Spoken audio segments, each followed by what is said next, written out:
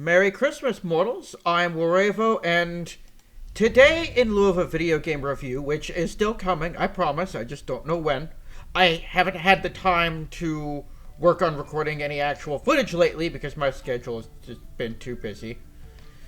Today, I'm going to revisit something that I touched on a while ago.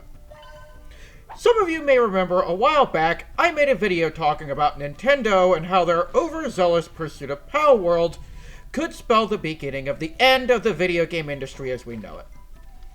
One thing I failed to consider is that it's not just Nintendo who's at fault here. While yes, they do play a major role in this, and some of you have listened to my rants about Nintendo and the video game industry in general over on Fireside Chats on the American Patriots channel. The issue goes much, much deeper than that. There's a lot of talk about the Switch 2's $450 plus price tag, games costing $80 plus, etc. But Microsoft and Sony are no better. I'm not going to go into the analytics of it all or bore you with statistics. That's what the rest of YouTube is for. But what it all boils down to is the simple fact that all these major corporations don't really care about their customers, and instead choose to focus all their attention on either fueling their own corporate greed or being overly protective of their own product to the point of forcefully ripping their own product out of their consumers' hands if you so much as give them a sideways glance. I've recently started hearing about a game that has become so controversial apparently that literally the entire game industry is allegedly saying it's going to fall because it's, quote, being marketed to the wrong audience. A publication called The Gamer has recently attacked the game series Lords of the Fallen because the next game in the series, Lords of the Fallen 2, is apparently going to be completely devoid of politics. So The Gamer is basically saying Lords of the Fallen 2 is being made for the wrong audience. To anyone who doesn't follow gaming news, this basically translates to, this game isn't being made for the progressive woke community, and it is instead being made for gamers.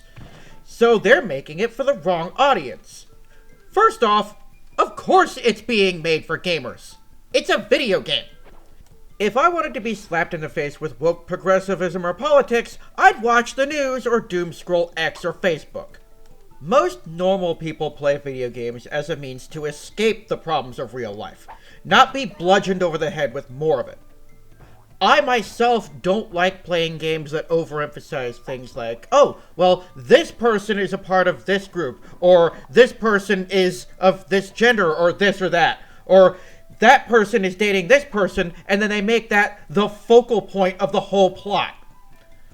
I want something I can simply turn on and enjoy for what it is. I don't care about any of the other stuff. I want something I can turn on. Oh, go here, rescue this person, destroy this space station, free this prisoner, collect this or that collectible. Yeah, I'm old-fashioned that way. Secondly, if you have to charge $80 for a game when, in the US, you can barely afford to pay for gas half the time, maybe you're putting too much focus on the wrong thing. Especially when 80% of your money is going into taking legal action against people you don't like, or, as the gamer is allegedly doing here, attacking people who are just simply trying to make ends meet. These are real people with real families who have real bills to pay in a country where the cost of living is higher than the wages we earn. But it doesn't stop there. The price of RAM for gaming PCs is also skyrocketing due to increased demand, since most manufacturers have apparently decided to start prioritizing AI companies over gamers. For those who don't know, AI takes up a lot of space and memory, like a lot. Most AIs and AI-based programs are so complex that they can sometimes take up entire server rooms or even entire buildings. Something that complex takes up a lot of memory, and for that, you need a lot of high-quality, powerful RAM. This shift in priority means a sharp decline in RAM that's available for gaming PCs, which means that when all the high-end, powerful gaming PCs that are around now eventually start giving out, there won't be enough RAM chips available to meet consumer demand when people eventually start looking into building new PCs.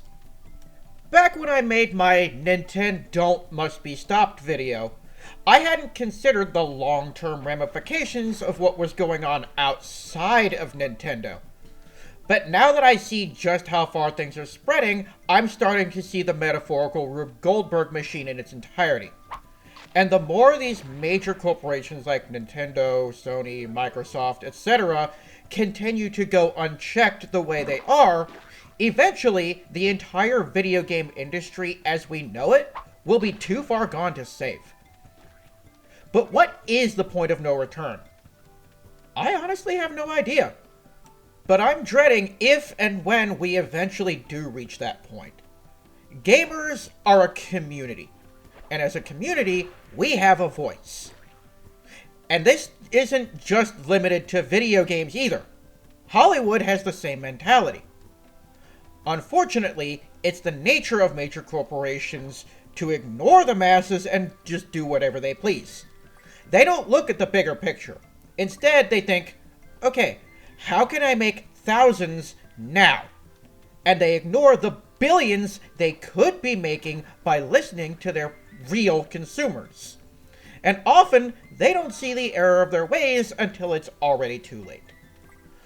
All we can do at this point is watch, pray, and continue to try to point them in the right direction.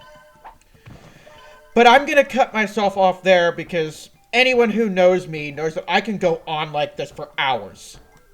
In regards to my own personal channel, I apologize for not being able to put out content on a regular basis like I used to. Between being sick, working a full-time job, taking care of ailing family members, co-hosting live streams, burnout and seasonal depression, participating in 2 Bible studies, one of which I lead, and maintaining my relationship with my girlfriend, who has been very patient with me through all of this. Thank you, honey.